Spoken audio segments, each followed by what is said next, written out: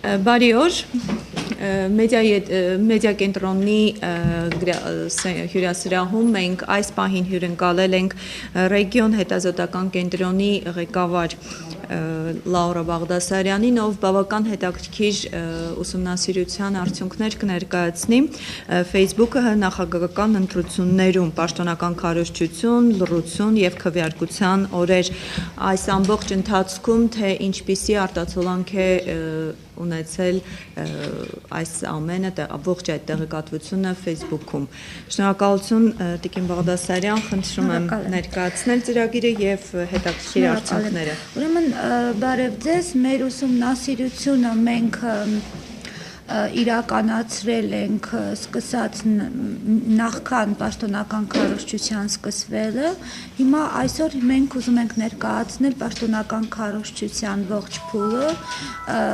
հունվարի 21-ից մինչև փետրվարի 16, լռության օրը եւ ընտրությունների քվեարկության օրը Facebook-ում։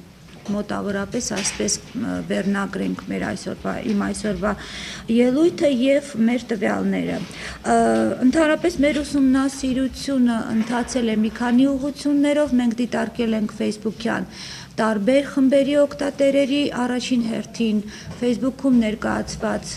7 նախագահի թեկնածուների էջերը, մենք դիտարկել ենք դրան զուգահեռ քարոզչության ընթացքում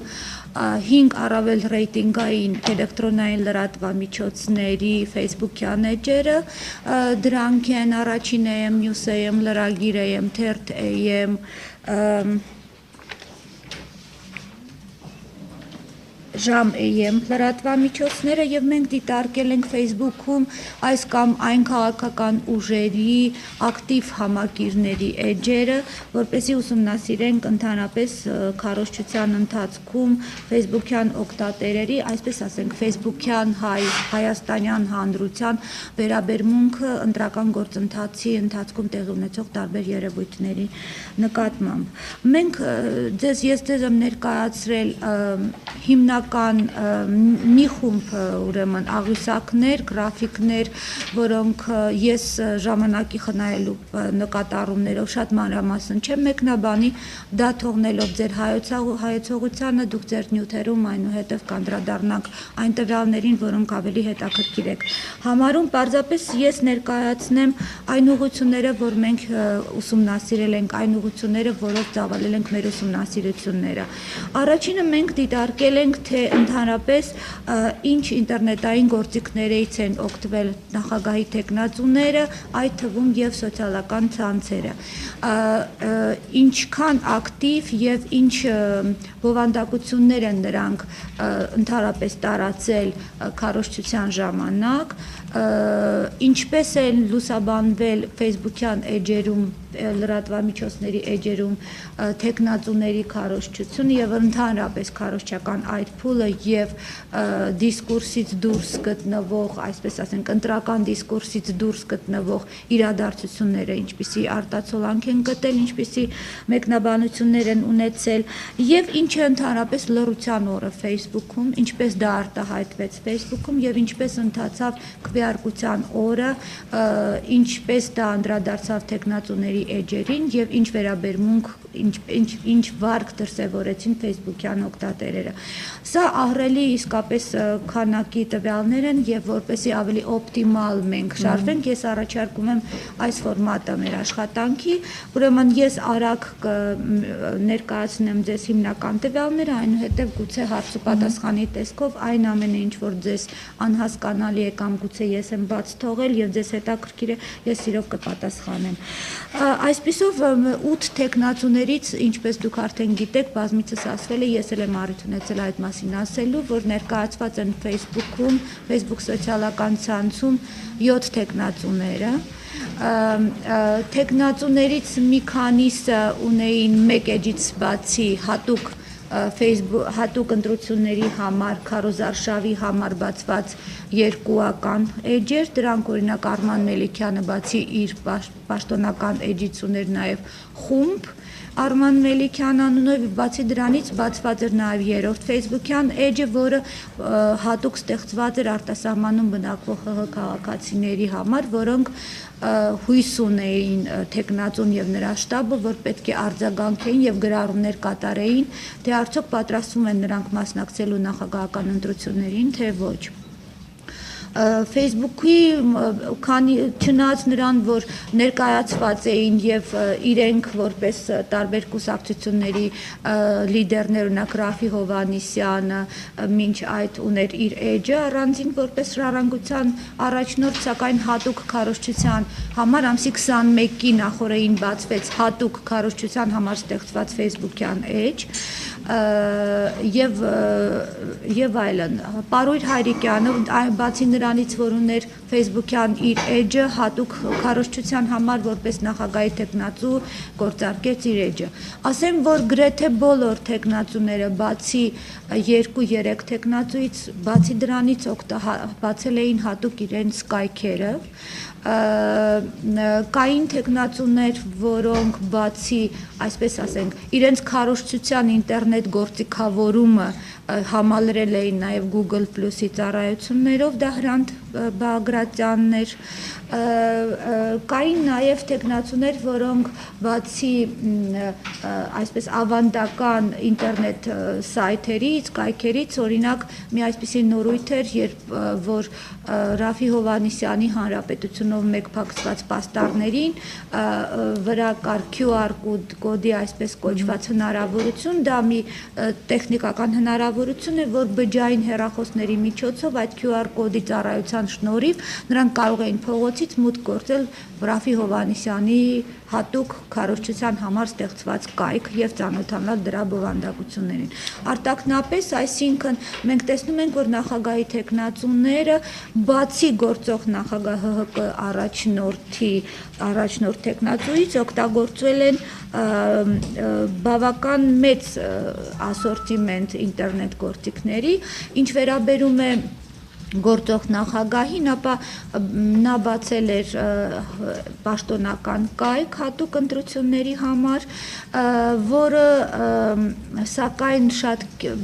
կարծեմ հետադարձ կապի հնարավորություն ուներ, այդպես կոչվում էր, բայց ես չգիտեմ, թե ինչքան քաղաքացի է հնարավորություն ունեցել նամակներով եւ հարցերով դիմելու քարոզչության ժամանակ, ասենք, գործող նախագահին, այս տեղեկությունները մեզ հաղորդել են նրա շտաբի ներկայացուցիչները, բայց մենք չգիտենք, թե իրականում քանի քաղաքացի է օգտվել հետադարձ կապի հնարավորությունից Սերժ Սարգսյանի կայքում։ Ասեմ, որ ինչպես նրանք էին հայտարարել ՀՀԿ-ի ներկայացուցչի, այսպես ասենք, կարծիքները Facebook ցանցում պիտի տարածեին կուսակցության ակտիվ օգտատերերը, եւ քանի որ մենք ուսումնասիրել էինք նախորդ փուլում կրթության գիտության նախարար Արմեն Աշոտյանի էջը, Կարեն Ավագյանի էջը եւ մի քանի Facebook-յան այս օգտատերերի էջերը, մենք շարունակում էինք նաև դրանց դիտարկել։ Պետք է ասեմ, որ նրանք իսկապես վարում էին, առաջ էին մղում իրենց տեքստերում Սերժ Սարգսյանի գիծը, ներկայացնում էին նրա հայտարարությունները տարբեր հանդիպումների ժամանակ եւ բանավեճերի մեջ էին մտնում, երբ որ կար դրա անհրաժեշտությունը տարբեր ուժերի ներկայացուցիչների հետ։ Ամենամեծ լսարանը Facebook-յան էջում քարոզչության ավարտին ունեցավ Ռաֆի Հովհաննիսյանը, որը քարոզչությունը սկսեց շուրջ 8000 ֆաների, այսպես ասենք, հավանողների բանակով եւ ամսի 16-ին նրա լսարանը հասավ մինչեւ 15000-ի։ Նախագահի թեկնածուները տարբեր վարք էին դրսևորում Facebook-ում, կային թեկնածուներ, որոնք իրենք անձամբ էին լրացնում, վարում իրենց էջերը, ակտիվորեն գրում էին ստատուսներ, այսինքն եւ մենք այդ ակտիվությունը անվանել ենք բարձր ակտիվություն, եւ կային նախագահի թեկնածուներ, որոնք պարզապես իրեն էին։ Այսինքն մենք գործ ունեցանք մի հանգամանքի հետ, երբ որ նախագահի տարբեր տեխնացուներ տարբեր չափերով էին օգտագործում Facebook-ի բոլոր հնարավորությունները։ Ամենաակտիվ ուրեմն, այսպես ասենք, ինքնուրույն ստատուսներ գրող տեխնացուներից են ամենամեծ ակտիվությունը դրսևորել է Պարույր Հայրիկյանը, որը բազմաթիվ ստատուսներ է գրել, բազմաթիվ ինքնուրույն բովանդակությամբ նյութեր է գրել, դիմել է իր ընտրողներին, հաղորդել է իր հանդիպումների մասին, իհարկե խոսքը մինչև մահափորձը, մինչև հունվարի 31-ի մասին է եւ այլն։ Նույնիսկ տեղադրել է իր էջին հաշվեհամար եւ խնդրել է իր ընտրողներին դրամական օգնություն ցուցաբերել իր քարոզարշավի հետ կապված տարբեր ծախսերի համար։ Գրեթե բացարձակ առանց ստատուսների աշխատել Անդրեաս Ղուկասյանը իր էջում, նրա փոխարեն նրա օգնականներն են վարել, դե բնական է, որ հասկանալի է, որ ամսի 21-ից հացադուլ հայտարարած նախագահի տեխնացուն հավանաբար ի վիճակի էլ չի եղել նման գործողություններ կատարել, բայց փաստը մնում է փաստ, որ համեմատության հետ մեջ սա այն տեխնացուն է, որ բացարձակ ոչ մի ստատուս չի գրել, շատ քիչ ստատուսներ է գրել, նաև մեկ-երկու դեպք է եղել, երբ որ գրել է Արամ Հարությունյանը, կարծեմ, ստատուսներ։ Ակտիվությունը տեխնացուների մենք չափել ենք նաև մեկ այլ չափանիշի շնորհիվ, թե արդյոք ինչպիսին է եղել, ասենք, նրանց լսարանի վերաբերմունքը նրանց կոնտենտների նկատմամբ, եղել է արդյոք քննարկում, թե չի եղել եւ արդյոք հենց իրենք մասնակցել են այդ քննարկումներին, թե ոչ։ Այս չափորոշիչների, ուրեմն չափորոշիչներով, ուրեմն համեմատելի են Վարդան Սեդրակյանի էջի կոնտենտի նկատմամբ եղած վերաբերմունքը, որի նյութերի տակ եղել են բազմաթիվ կոմենտներ եւ բանավեճեր, եղել են բարձր ցուցանիշներ Պարույր Հայրիկյանի էջում, որտեղ եղել են քննարկումներ, կոմենտներ, երբ որ մենք ասում ենք արձագանքներ, նկատի ունենք ոչ միայն նկատի չունենք լայքերը կամ շերերը, մենք նկատի ունենք կոմենտները տարբեր օգտատերերի միջև ընթացող բանավեճի տեսքով, որոնց կարող էր մասնակցել նաև տեխնացուն։ Տեխնացուի մասնակցությունը մենք չափել ենք նրա, պատասխան կոմենտի միջոցով, տեսքով եւ այլն։ Եվ այս չափանիշի ուրեմն չափանիշի առումով ակտիվ է բավական եղել Պարույր Հայրիկյանը, որը 3 անգամ մասնակցել է իր կոնտենտների առիթով ընթացող քննարկումներին, եւ ակտիվ է եղել բավական Արման Մելիքյանը, որը անձամբ մասնակցել է այդ քննարկումներին։ Դուք ձեր իմ բաժանածաղյուսակներից նաև վիզուալ կարող եք տեսնել նրանց ակտիվությունների աստիճանը։ Մենք ընդհանրապես քարոզչության ժամանակ եւ հատկապես վերջին օրերին տարածված էր այն բանավեճը, թե ինչպես ազդեց Պարույր Հայրիկյանի նկատմամբ մահափորձը նրա ակտիվությունների վրա եւ ընդհանրապես ինչպես անդրադարձավ նրա Facebook-յան ակտիվությունների նաև վրա, մենք փորձեցինք չափել այդ ակտիվությունների եւ որակը եւ ինտենսիվությունը, բաժանելով այդ ամեն ինչը հունվարի 21-ից մինչև 31 ընկած ժամանակահատված եւ այնուհետեւ ամսի 1-ից մինչև 16-ը։ Կոպիտ ասած, ակտիվությունները նախքան մահափորձը եւ մահափորձից հետո։ Եվ դուք ունեք այդ տվյալները այդտեղ եւ դուք կտեսնեք, որ ըստ էության ոչ նյութերի քանակի առումով, ոչ քննարկված նյութերի քանակի առումով եւ ոչ էլ լսարանի առումով մեծ տատանումներ չտեղի չեն ունեցել ոչ մահափորձից առաջ, ոչ մահափորձից հետո։ Օրինակ տրամաբանական կարող էր լինել, որ մահափորձից հետո բազմաթիվ Facebook-յան օգտատերեր ի նշան սատարման նրան կարող էին լայք անել նրա էջին եւ այդպես կտրուկ կարող էր աճել նրա էջերը հավանողների քանակը, բայց ըստ էության նման բան մենք չենք նկատել եւ տեսնում ենք, որ նրա ընդհանրապես նրա քարոզչության ամբողջ ընթացքում նրա էջը հավանողների թիվը մոտավորապես 1000 քանիսով են ավելացել եւ բացի դրանից կտրուկ չի աճել կամ կտրուկ չի նվազել մահափորձից առաջ կամ հետո ընկած նյութերի քանակը, այսինքն ես ինչ որքան գիտեմ արդեն 3-րդ օրը ամսի 3-ից նա անձամբ շարունակում էր գրել իր ստատուսները եւ բազմաթիվ ներկայացնում էր բազմաթիվ անգամ իր ֆիզիկական ինքնազգացողությունը, պատասխանում էր այս կամ այն թեկնածուի արած ռեպլիկներին հրապարակային եւ այլն դուք կտեսնեք նաեւ թե տարբեր թեկնածուների էջերում ընդհանրապես թեմատիկ առումով ինչ բաշխում կա, այսինքն որ թեկնածուն ավելի շատ իր էջերում ինչ թեմաների շուրջ է խոսել, ինչին է առավելություն տվել եւ այլն։ Պետք է պարզապես ասեմ, որ ընդհանուր առմամբ մենք դիտարկել ենք ընտրությունների գործընթացին նվիրված նյութերը մենք դիտարկ թեման պայմանականորեն անվանել ենք դա թեմա մենք դիտարկել ենք ներքաղաքական իրավիճակին վերաբերող նյութերը դիտարկել ենք արտաքին քաղաքական անվտանգություն, բանակ, Ղարաբաղյան թեմա, տնտեսական վիճակ, սոցիալական պաշտպանվածություն, առողջապահություն, բնապահպանություն, կրթություն թեմաները եւ ընդհանուր առմամբ այս թեմաների շուրջ բոլոր 7 թեկնածուների էջերում արծարծվել է 82 բարձրացվել է 82 տարբեր խնդիրներ Եվ ասեմ ձեզ, որ միասնական ցուցանիշներով ընտրությունների ընտրական գործընթացին վերաբերող մասին պատմող նյութերում գերակշիռ մաս են կազմել քարոզարշավի ընթացքի մասին, նախագահի թեկնածուների գնահատականները եւ կարծիքները եւ ոչ միայն իրենց քարոզարշավի, այլև մյուս տեխնատուների քարոզարշավի մասին գնահատականները, ընտրացուցակների մասին նրանց կարծիքները շատ ակտիվ քննարկվել է բոյկոտի թեման նախագահի տեխնատուների էջերում իսկ մահափորձից հետո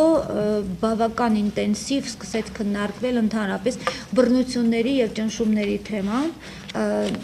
ընտրական գործընթացներում եւ այդպես շարունակ ուրեմն ներքաղաքական ազատությունների թեմայով ամենից շատ տեխնացուները անդրադարձել են իշխանություններ հասկացությանը իր հավաքական ուրեմն տեսքով ամենից շատ նրանք ընդհանրապես վերլուծել են իշխանությունների վարքն ու բարքը առանց կոնկրետ անուններ մատնանշելու չնայած իհարկե դա չի նշանակում որ նրանք չեն մատնանշում տարբեր կոնկրետ անձանց անուններ պարզապես ցուցանիշների առումով օրինակ իշխանությունների հավաքական հասկացությունը ավելի շատ անգամ է շոշափվել բոլոր տեխնացուների կողմից քան կոնկրետ անունների հռչակումը արտաքին հետաքրքիր է որ արտաքին քաղաքական ընդհանրապես խնդիրները շատ քիչ են բարձրացվել տեխնացուների էջերում անվտանգություն ասելով տեխնացուները կոպիտ ասենք հա այսպես մեկնաբանենք հիմնականում հասկանում են միգրացիայի խնդիրը բանակում տիրող իրավիճակը Ղարաբաղյան հակամարտությունը Օրինակ ժողովրդագրական իրավիճակը, որը Հայաստանի համար էլ բավական սուր խնդիր է, այնուամենայնիվ տեխնացուների թե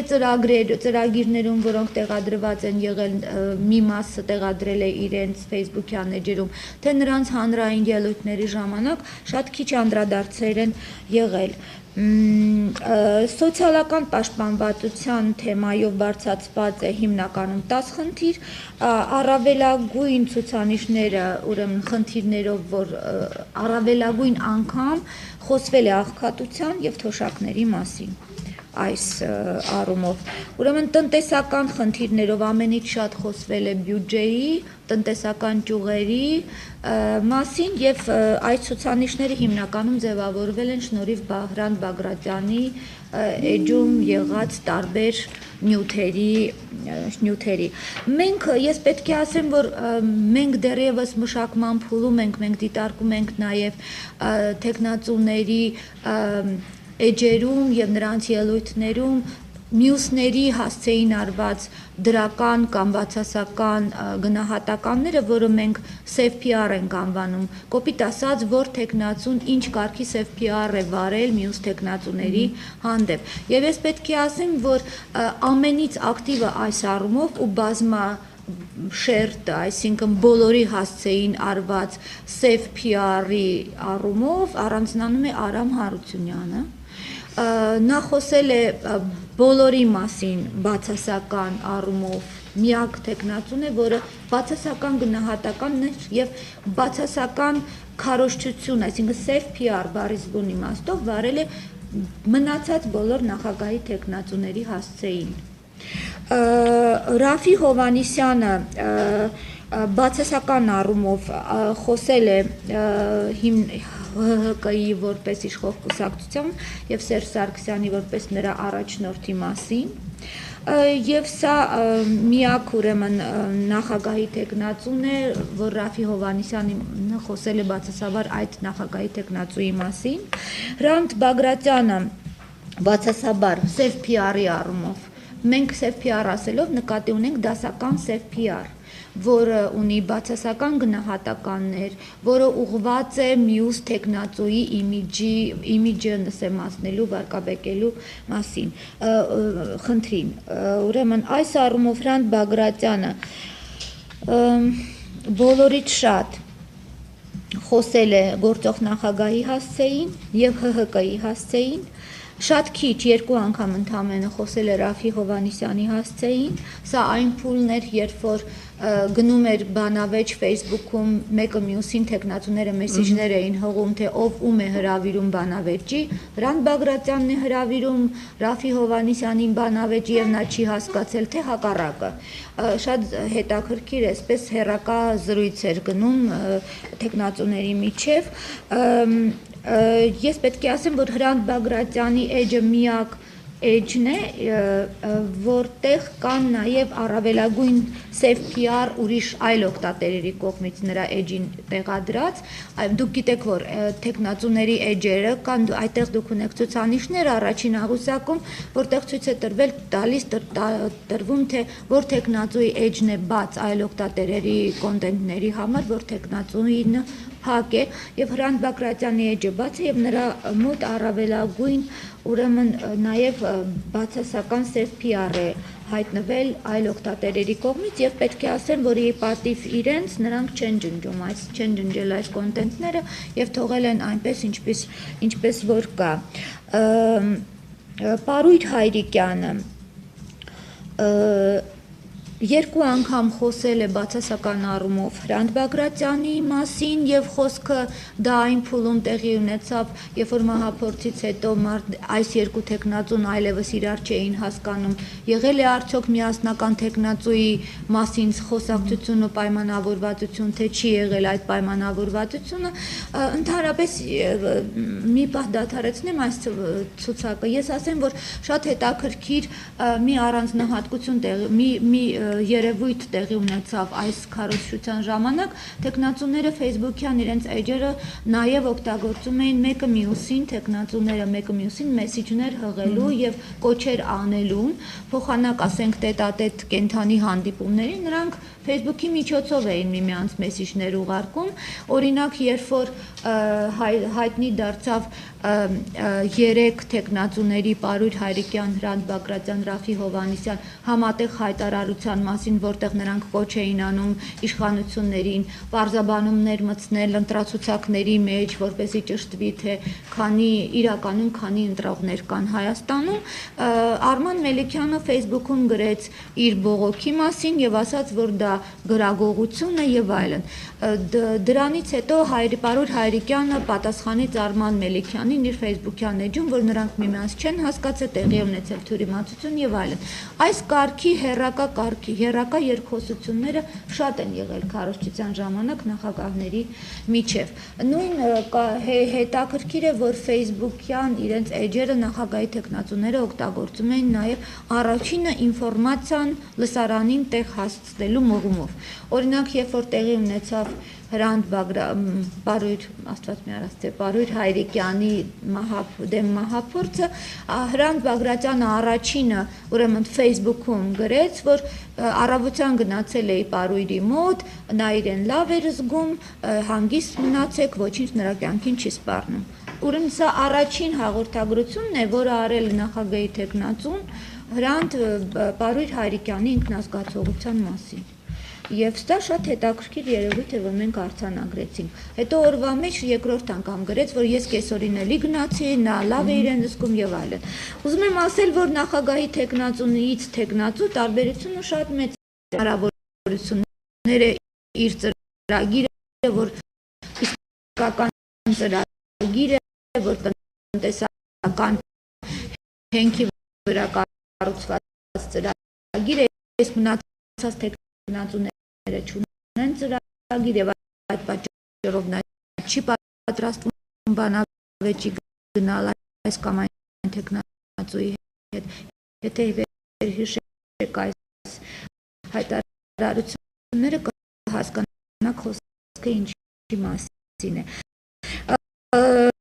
Ինքնագովազդով է զբաղվել Պարույր Հայրիկյանը, 19 ինքնագովազդ, որի մեծ մասը ինքը անձամբ է իր մասին գնահատականներ տվել, ինչպես եւ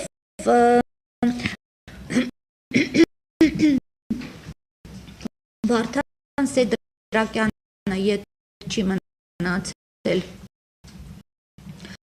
այս տեխնացուներից, չնայած ինքնագովազդի քանակի առումով, օրինակ նրա 13 դեպքը ինքնագովազդի շատ ավելի զիջում է Հրանտ Բագրատյանի 40 դեպքին եւ հետաքրքիրն այն է, որ 13 դեպքից 11 անգամ նա ինքն իրեն է գովազդել, 2 անգամ ընդամենը 2 անգամ եղել են այլ օգտատերերի կողմից։ Մենք դիտարկել ենք նաև ԶԼՄ-ները, ես ասեցի 5 լրատվամիջոցների թե ինչպիսի ակտիվություններ են եղել եւ հիմնականում ինչ թեմաներով են եղել գովազդները, ժամանակի խնայողության պատճառով եկեք ես չմեկնաբանեմ, դուք ունեք այդտեղ եւ ձեր նյութերում կարող եք ղեկավարվել։ Ես ուզում եմ մենք ինչքան ժամանակ ունենք, ցանկալի կլինի ամփոփենք, բայց լավ, որովհետեւ ես շատ արագ ուրեմն ասեմ ինչ է լռության օրը, ինչ է եղել լռության օրը եւ ինչ է եղել քվեարկության օրը Facebook-ում։ Մենք դեռ շարունակում ենք դիտարկել ԶԼՄ-ների արդյունքները, բայց ես բերել եմ այսօր տեխնացուների էջերի արդյունքները։ Ասեմ ձեզ, որ դուք գիտեք լռության օրը Facebook-ը հարաբերականորեն պետք է հասկանա, որովհետև եթե լռության օրը պարտավոր են լռել թեկնածուները եւ ԶԼՄ-ները, ապա սովորական օգտատերները այդ պարտավորությունը չունեն։ Հիմա հարց է ծագում, եթե որևէ մի թերթի խմբագիր իր անհատական էջում անում է ամսի 17-ին քարոզչություն, դա լռության օրի խախտում է, թե ոչ։ Մենք չենք կարող միանշանակ պատասխանել, քանի որ չկան օրենսդրական, ընդհանրապես Facebook-ին վերաբերող որևէ օրենսդրական սահմանափակումներ։ Այդպիսի դեպքեր եղել են, մենք գրանցել ենք եւ խմբագիրների կողմից եւ լրագրողների կողմից, որոնք իրենց անհատական պրոֆիլներից շարունակել են քարոզչությունը եւ լռության օրը գրել են ընտրական թեմաներով։ Եղել են նաեւ մի քանի թեկնածուներ, որոնք լռության օրը չեն լռել, կոպիտ ասած, օրինակ Անդրեաս Ղուկասյանի էջում եղել են մի շարք նյութեր, հարցազրույցներ, որ վարել են նրա հետ ամսի 17-ին, արտասահմանյան լրատվամիջոցները։ Արտասահմանյան լրատվամիջոցները հավանաբար իրավունք ունեին, ասենք թե հարցազրույց վերցնելու եւ նույնիսկ տպագրելու իրենց էջերում, բայց ես կարծում եմ, որ եթե այս թեկնածուն ի սկզբանե է բոյկոտել այս ընտրությունները, ի վերջո նա նաեւ պարտավորված չէր լռության օրը պահպանելու, ընդհանրապես այս քարոզչության ժամանակ, այս ընտրությունների ժամանակ բազմաթիվ աննախադեպ երևույթներ մենք արձանագրեցինք եւ տեսանք երևույթներ, որոնք նախորդ փուլերում երբեք չեն եղել, սկսած բոյկոտող ուրեմն նախագահի թեկնածուներից, որոնք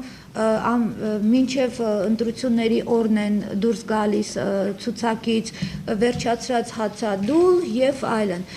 բայց սա ուրիշ խոսակցության ուրիշ թեմա է, ես պարզապես նկատի ունեմ, որ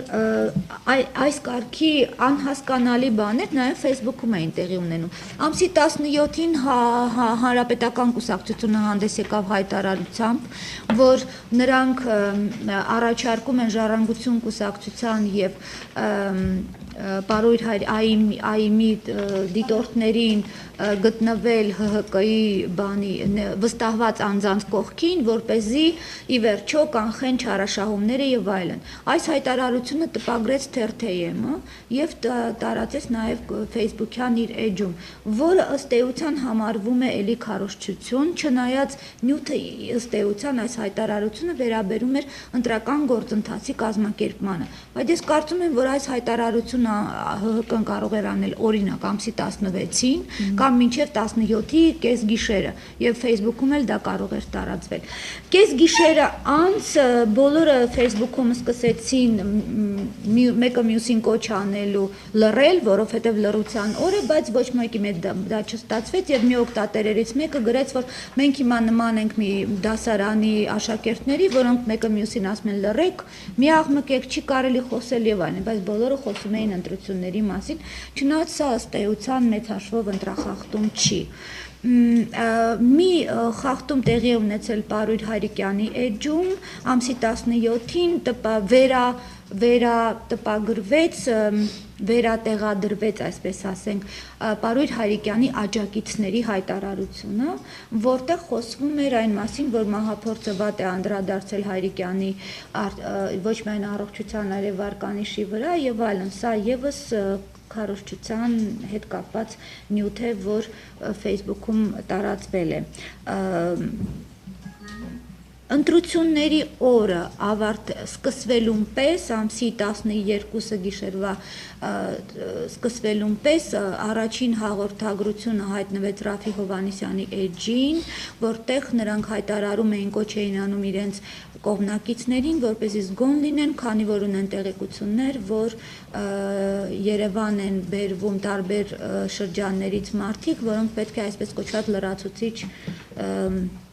ցուցակներով ընտրվեն, ամենաակտիվը ընտրությունների օրը եւ նյութերի քանակով բոլորից շատ նյութեր հայտնվել են Ռաֆի Հովհաննիսյանի էջում,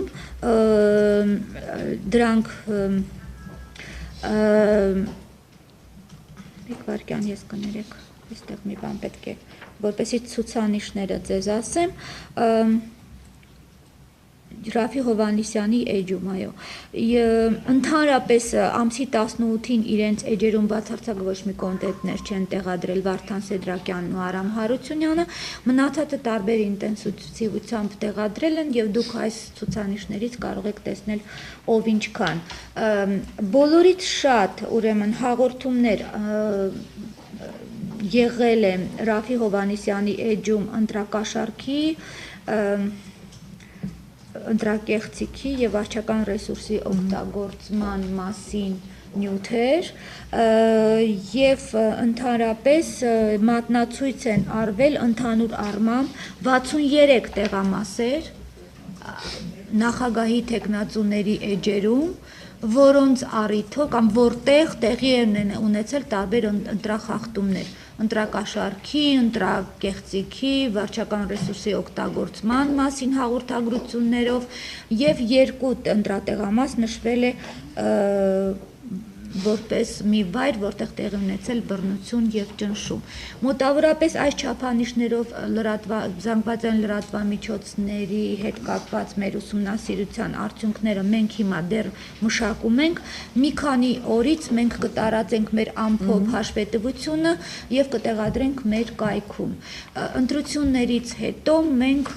2 շաբաթվա ընթացքում շարունակելու ենք մեր հետազոտությունը հետընտրական Facebook տեղի ունեցող իրադարձությունները դիսկուրսը ուսումնասիրելու համար, դուք արդեն գիտեք, որ Երևանից բավական հետաքրքիր ու բացարձակ տարբեր տեղեկատվական պատկերներ են ձևավորվել Facebook-ում եւ ավանդական, այսպես կոչված լրատվամիջոցներում, ավանդական լրատվամիջոցներ ասելով ես նկատի ունեմ հեռուստատեսություն, on-line մեդիա եւ այլն։ Եվ այս տարբերությունն է, որ մեզ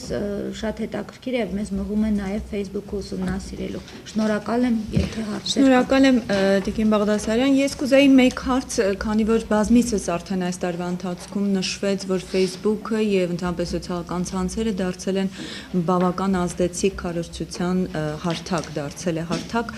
եւ կուզեի հասկանալ, մանավանդ երբ փաստորեն փաստացի ներկայացվեց, որ լռության օրը չեն լռել, հնարավոր համարում եք, որ հետագայում որևէ կերպ օրենսդրական որևէ ձևով կարգավորվի եւ գոնե ընտրության օրը կամ լռության օրը կամ ընտրական գործընթացների ընթացքում կարգավորվի Facebook-ի գործունեությունը։ Ես կարծում եմ, որ դա բացառվում է, որովհետեւ Facebook-ում կան բազմաթիվ տարբեր սեգմենտներ, այսինքն հայաստանյան սեգմենտ, վրաստանյան սեգմենտ, սինգապուրյան եւ այլն։ Երկրներ, որոնք ունեն տարբեր օրենսդրություններ ընտրական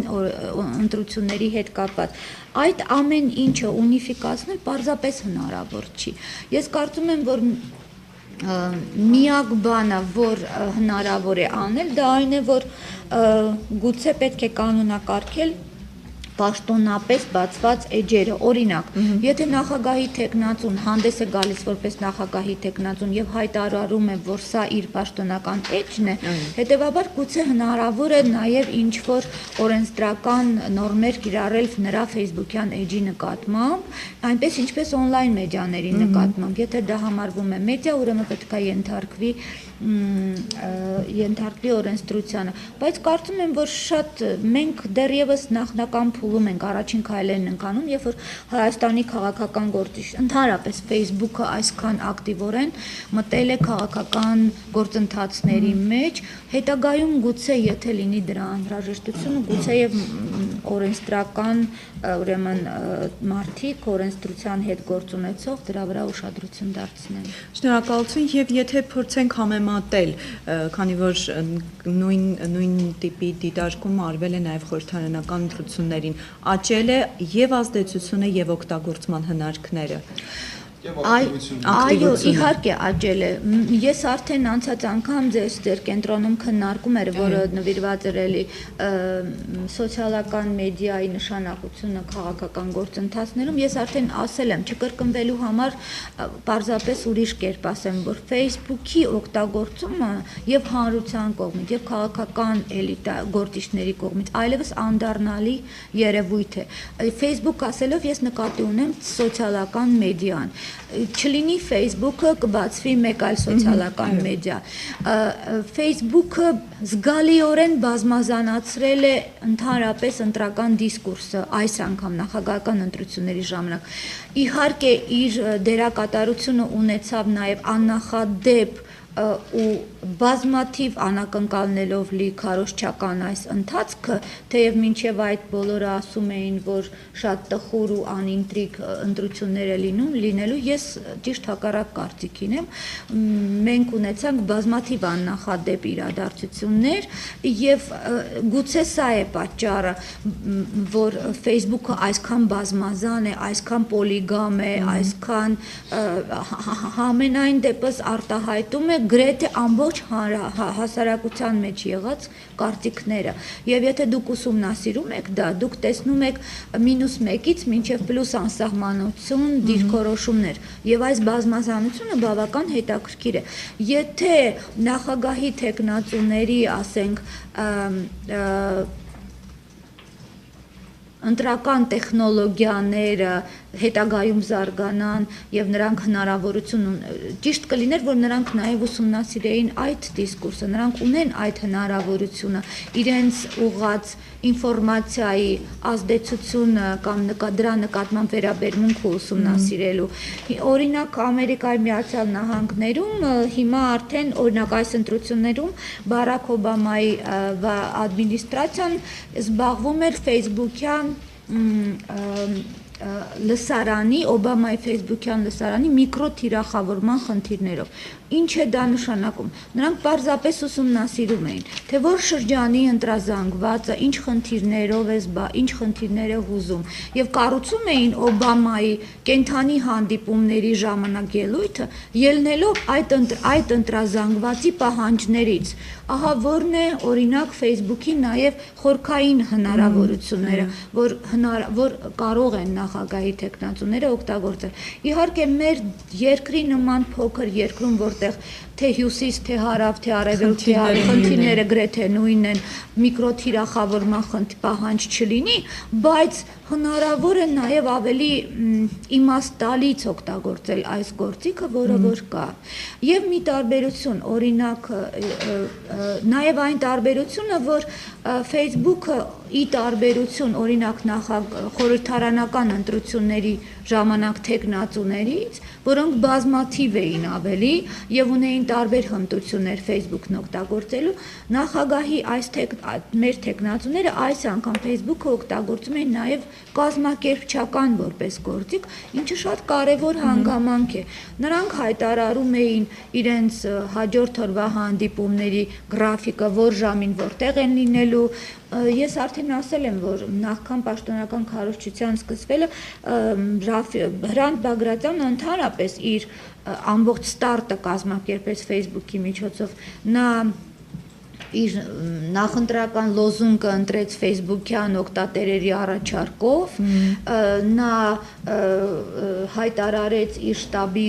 անդամների հեռախոսները եւ առաջարկեց, որպեսզի զանգվածը անհրաժեշտության դեպքում այս հեռախոսներով կարող է նրան հարցեր ուղղել եւ այլն։ Սա Facebook-ը հմտորեն օգտագործելու փայլուն ուրեմն ցուցանիշներ են։ Պարույր Հայրիկյանը բավական բովանդակալից է օգտագործել այս հնարավորությունը Facebook-ի եւ զարմանալի չի, որ շատ կարճ ժամանակահատվածում նրա ուրեմն բանը ֆաները, այսպես ասեմ, հասավ մինչև 4000-ի։ Դա անհատի համար բավական հետաքրքիր երևույթ է, ընդհանրապես առանձին քաղաքական։ Ես մեկ հարց ունեի, քանի որ հենց խոսեցինք ֆաների քանակից։ Համեմատության համար, եթե վերցնենք Վրաստանում, այսինքն շատ մոտ ենք եւ ըստ էության գրեթե նույն ինտերնետի հասանելիության ծավալն ունենք, բայց այնտեղ Իվանիշվիլին որքան, եթե չեմ սխալվում, 500,000-ից ավելի ֆաների քանակ ուներ։ Ինչն է այստեղ պատճառը, ակտիվությունը, թե ինտերնետի հասանելիություն, այսինքն հայաստանյան այսպես ինտերնետ տիրույթում գտնվող հասարակությունը այնքան ակտիվ չէ, որքան Վրաստանում։ Ես կարծում եմ, որ Իվանիշվիլին ընդհանրապես նոր մարդ էր վրացական քաղաքական դաշտում եւ վրացական հասարակության համար։ Իվանիշվիլիի դղյակի մասին լեգենդներ էին պատմում վրացական հասարակության մեջ, բայց ի վերջո բոլորը չէ, որ գնացել էին եւ իրենց աչքով տեսել են ներքին ինտերիերը եւ այլն։ Բավական հաճախ վրացական հեռուստատեսությունը, այսինքն ցույց էր տալիս Իվանիշվիլիի դղյակը հեռվից, ներսից եւ այլն։ Դա մի լեգենդ էր, որ հանկարծ հայտնվեց Վրաստանում, վրացական վրաց բնակչության համար մի այսպիսի լեգենդ էր, մարդ, որ ինքն իրեն է սարքել, ինչպես ամերիկացիներն են ասում, որը եկել է Վրաստան եւ հիմա փորձում է վերցնել իշխանությունը եւ դա է պատճառը, որ մարդիկ փորձեցին ցույց տալ իրենց համակրանքը եւ իրենց սատարումը այս նոր ուժին եւ նաեւ իրենց անտիպատիան Սաակաշվիլու նկատմամբ, որից նրանք հոգնել էին եւ արդեն տուժել էին։ Այսինքն կարծում եք, եթե մեզ մոտ լիներ այդ մենք չունեինք նոր դեմքեր այս ընտրական գործընթացում, ավելին թեկնածուները արդեն վաղուց էին հայտնվել, վաղուց կային Facebook-ում եւ այդ ալիքը նրանց նկատմամբ շատ մեղմ էր, այսինքն աճման կարգն էր մեղմ։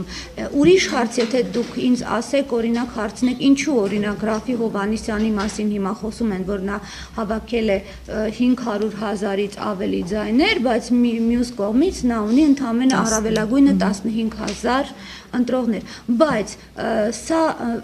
ֆաների քանակը ամենևին դեռ չի նշանակում, որ այս մարդուն սատարում է ընդամենը այսքան հոգի։ Մենք բացի դրանից պետք է չմոռանանք, որ ընտրությունների շատ մարդիկ են եղել ընտրությունների օրը, որոնք գնացել են եւ խցիկում են որոշել այդ որոշումը կայացրել։ Ես գիտեմ ինքս անձամբ բազմաթիվ նման օրինակներ։ Եղել են մարդիկ, որ այսպես կոչված մոլորյալ ընտրազանգված, որոնք անտեր մատնվել էին ԲՀԿ-ի կողմից, ՀԱԿ-ի կողմից, մի մասը իրենց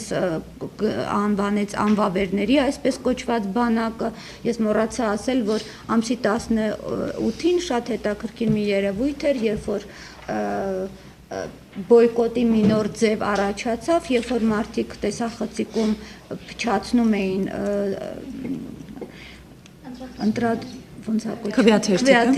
քվեաթերթիկը, վրան տարբեր բաներ էին նկարում, հետո նկարում էին իրենց քվեաթերթիկը եւ հետո բերում էին գցում Facebook-ում, այդպիսի բազմաթիվ ուրեմն դեպքեր են եղել է նաեւ քվեաթերթիկի մարսողության մի օրինակ, երբ որ մի ընտրող կերել է այդ քվեաթերթիկը, բավական հետաքրքիր բաներ են եղել Facebook-ում, որ իրականում, այսինքն իրական կյանքում եւ մեդիաները քիչ են լուսաբանում։ Շնորհակալություն, եթե կան հարցեր, խնդրեմ։ Նախ անդրադառնանք սկզբից այս խոսքին, երբ ասացիք տեխնացիների կողմից բացած Facebook-յան էջերը հիմնականում օգտագործվում են հաղորդագրություններ ուղարկելու եւ նրանց կոչեր հղելու համար։ Կարող եմ դիտարկել, որ սա Ուսապում է դեմարտեմ հանդիպելու միլիոնավոր։ Այո, Facebook-ը շատ լավ տարբերակ է նմանատիպ հարցերի համար։ Այո, ուսապում են իրեն այս դեպքում։ Ոչ թե խուսափում են, նրանք պարզապես օգտվեցին Facebook-ի տված հնարավորությունից եւ արտագանքեցին իրենց վերաբերող երևույթներին այս կերպ։ Մի բան է, եթե օրինակ պատկերացրեք, եթե մի տեխնացուն մյուս տեխնացուի մասին ասում է ինչ-որ անում է մի հայտարարություն, այս տեխնացուն նրան պատասխանելու համար կամ պետք է խնդրի որևէ մեդիա, որ իր հետ հարցազրույց անի, ենթադրենք չկա Facebook, կամ էլ պետք է այդ պատասխանը տեղադրի կայքում, որը բացարձակ այլ նպատակների համար է ստեղծված է, նա ցուցափեղկային մի տեղ է, որտեղ տեղադրվում են նրա ընտրությունների հետ կապված ամբողջ ինֆորմացիա։ Facebook-ը լավագույն միջոցն է մեսիջներ ուղարկելու եւ այդ մեսիջները նաեւ լսարանին հաղորդելու համար։ Սա շատ կարեւոր բան է, երբ որ լսարանը տեղյակ է, որ օրինակ Հրանտ Բագրատյանը ամսի 15-ին կամ ամենաուշը ամսի 16-ի մինչև այսքանը Ռաֆի Հովհաննիսյանին հրավիրում է տնտեսական թեմայով բանավեճի։ Հասկանում եք, սա շատ կարևոր միջոց է, շատ մոբիլ է, օպերատիվ է։ Եվ բացի դրանից կարևոր է այն իմաստով, որ ի վերջո ամեն մի տեխնացու ինքը հնարավորություն ունի ձևավորելու իր քաղաքական օրակարգը ամբողջ քարոզչության համար, այս կամ այն իրադարձության համար եւ շարժվի այդ օրակարգին համապատասխան, այսինքն նա կախում չունի ոչ հեռուստատեսությունից, ոչ այլ ԶԼՄ-ներից, որպեսի հնարավորություն ունենա հասցնելու իր խոսքը ընտրազանգվածին։ Դապես դեպքում ասում եք, եթե չկա ինտերնետ եւ չունենք այս հնարավորությունները, դեպքում Արման Մելիքյանը, դուք ասացիք, որ Facebook-ում ամենաշատը Սերբ Քիառով զբաղվել է Արման Մելիքյանի Facebook-յան էջը։ Չէ, ես Արամ Հարությունյանի։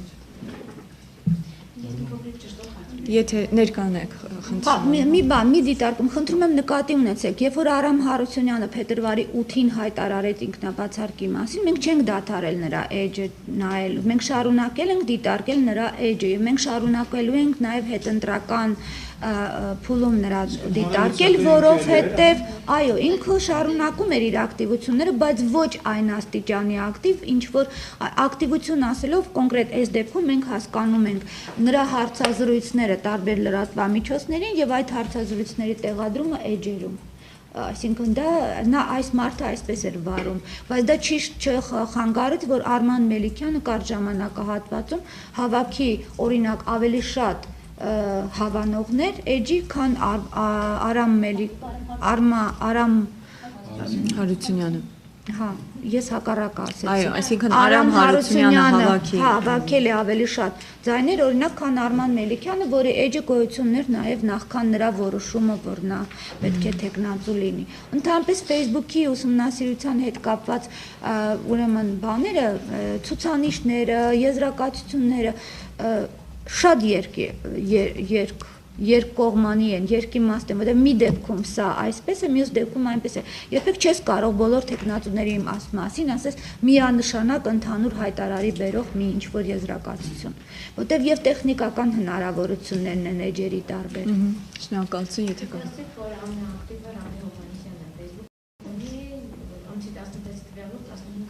Ես ակտիվություն ասելով նկատի ունեմ, հիմա նորից նույն բանը, նույն ակտիվություն ասելով կոնկրետ նկատի ունեցել եմ, եթե դուք նկատի ունեք քվեարկության օր ամսի 18-ին, ըստ նյութերի քանակի։ Ամենաշատ նյութերը ամսի 18-ին ընտրությունների ընթացքի վերաբերյալ եղել է Ռաֆի Հովհաննիսյանի էջին, բայց Ռաֆի Հովհաննիսյանը օրինակ անձամբ ստատուսներ չի գրել, մեկ այլ չափանիշով Ռաֆի Հովհաննիսյանը բացարձակ ոչ մի ստատուս չի գրել իր էջում, ակտիվ են եղել այդ իմաստով ես ասացի Հայրիկյանը եւ Բագրատյանը։ Ուզում եի որպեսզի պատկերացում 15,000 քանիսից Facebook-յան Հայաստանի լսարանի քանակը ինչ Հա, 395,000 էր ամսի 16-ի դրությամբ այդ մատույցն, այո։ Ես եմ շտոխացում եմ, եթե կարող Ռուբեն Ավագյանը նույնիսկ Արմենիա, դուք նշեցիք, որ տեխնացուները մի քանի հատ էջեր ունեն, ուզում եմ իմանալ, ասենք օրինակ ասում 15000, այդ կոնկրետ մի էջում է։ Այո, այն էջը, որը մենք դիտարկել ենք որպես նախագահի տեխնացուի։ Որ Արման Մելիք 15000 դուք նկատի ունեք Ռաֆի Հովհաննիսյան։ Ես ասացի, որ նրանք մեր ամբողջական հաշվետվության մեջ մենք կոնկրետ եւ էջերի հասցեներն ենք նշելու եւ ամեն ինչ էլի դուք կհասկանաք։ Խոսքը հատուկ նախագահական ընտրությունների քարոզչության համար ամսի 21-ից գործող էջի մասին է կոնկրետ Ռաֆի Հովհաննիսյանի դեպքում։ Ընդ որում այս եթե դուք տեսնում եք 15000-ը վերջին 1 շաբաթվա ընթացքում է կտրուկ աճում էր։ Օր կար որ 1000 հոգի էր կարծեմ, չէ՞ Սոնա։ Օր կար որ 1000 հոգի ավելանում էր Ռաֆի Հովհաննիսյանի էջը հավանողների բանակում։ Շնորհակալ եմ, եթե չկան այլ հարցեր, կարծում եմ կարող ենք Մենք ամփոփել։ մի հանդիպում էլ ես հուսով եմ ձեզ կշարունակի մեր հետազոտությունը հետաքրքրել, 2 շաբաթ հետո մենք կավարտենք մեր հետընտրական Facebook ուսումնասիրությունը եւ դրանից մի քանի օր անց մենք կներկայացնենք։ Ինձ թվում է, որ ամեն ինչ դեռ նոր է սկսվում եւ շատ ավելի հետաքրքիր է լինելու հետընտրական զարգացումները։ Կարծես թե այո, հետընտրական ինչ-որ զարգացումներ են ծավալվում եւ կարծում եմ հետաքրքիր կլինի թե դրանց ինչ արտացոլում կստանան Facebook-ում։ Շնորհակալ եմ մեզ հետևելու համար։ Ես ասեմ, որ մենք եւս մեկ հանդիպում ենք նախատեսել ժամը 4-ին, որի ընթացքում դիտորդական ընտրությունների ընթացքում դիտորդական